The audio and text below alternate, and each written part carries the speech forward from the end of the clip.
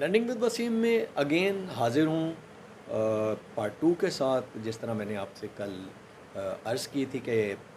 पाकिस्तान में बहुत ज़्यादा न्यूज़ और एक फ़्लो आया हुआ है इन्वेस्टमेंट का, जो कि बड़ी अच्छी अच्छी ख़बरें आ रही हैं। और ये ख़बरें कोई फ़ेक ख़बरें नहीं हैं, बल्कि ये इम्प्लीमेंट होती जा रही हैं। तो इस तरह पाकिस्तान में जो इन्वेस्टमेंट का स्कोप है बढ़ता जा रहा है। और अब इसमें चूँकि एक बहुत बड़ी मार्केट है पाकिस्तान,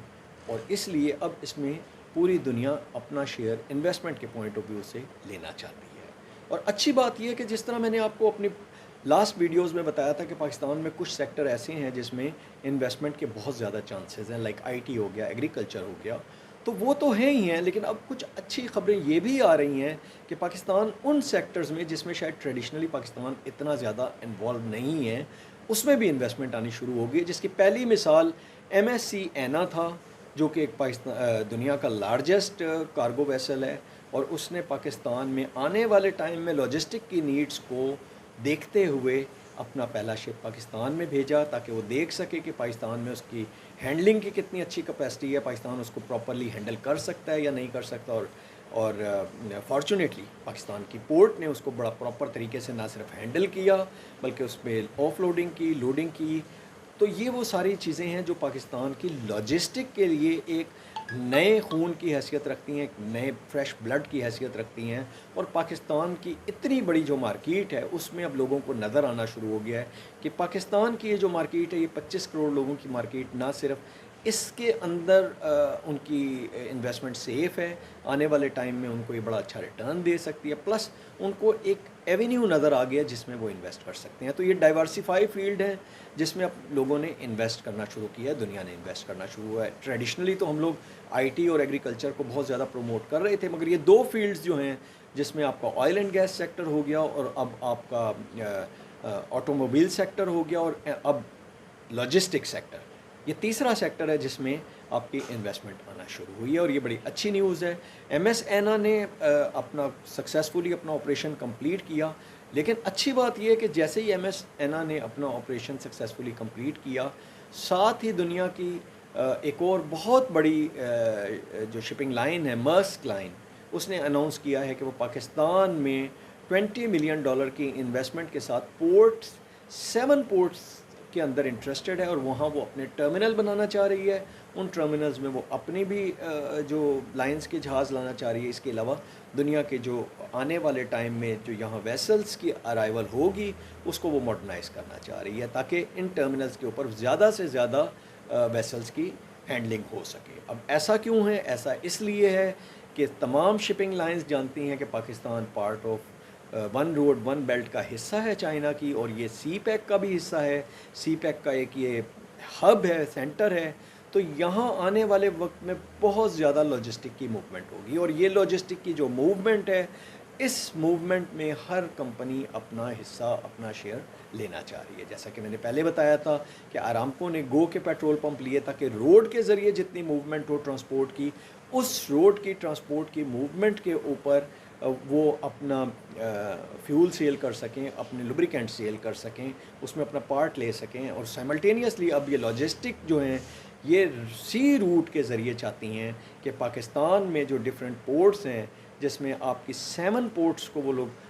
इसको वो मॉडर्नाइज़ करना चाह रही हैं, ताकि आने वाले वक्त में पाकिस्तान में जितना बड़ा फ़्लो आएगा लॉजिस्टिक का, जितना बड़ा कंटेनर्स का फ़्लो आएगा, जितनी बड़ी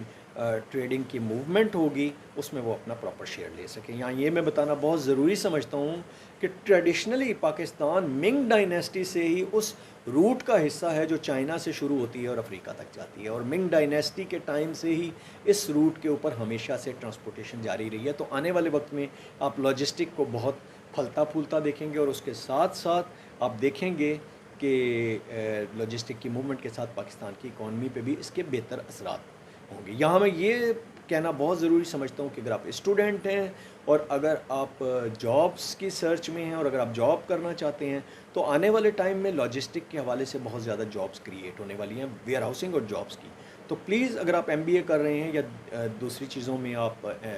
स्टडी में इन्वॉल्व हैं, तो लॉजिस्टिक के सेक्शन को, मार्केटिंग के सेक्शन को बहुत ज़्यादा स्टडी कीजिए, और लॉजिस्टिक को अपना कैरियर बनाने के बारे में भी ज़रूर सोचिए, क्योंकि आने वाले वक्त में लॉजिस्टिक एक बहुत ही बहुत बड़ा सेक्टर होगा पाकिस्तान का, और पाकिस्तान की इकॉनमी में एक बहुत बड़ा रोल प्ले करेगा।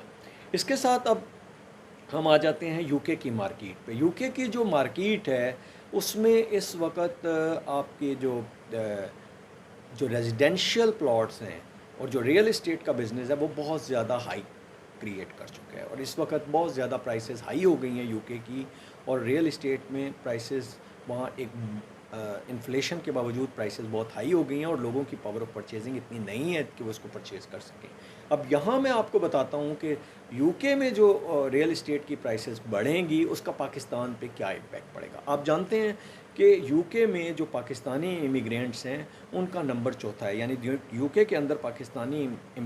इमिग्रेंट्स जो हैं वो चौथे नंबर पे हैं, ओवरसीज़ पाकिस्तानी। अब ये ओवरसीज़ पाकिस्तानी पहले सबसे ज़्यादा इन्वेस्टमेंट प्रॉपर्टी में, रियल इस्टेट में यूके में किया करते थे, लेकिन अब प्राइसेस के बढ़ने के बाद उनके पास एक चॉइस ये होगी कि वो दुबई में रियल इस्टेट में इन्वेस्टमेंट करें या फिर पाकिस्तान में रियल इस्टेट में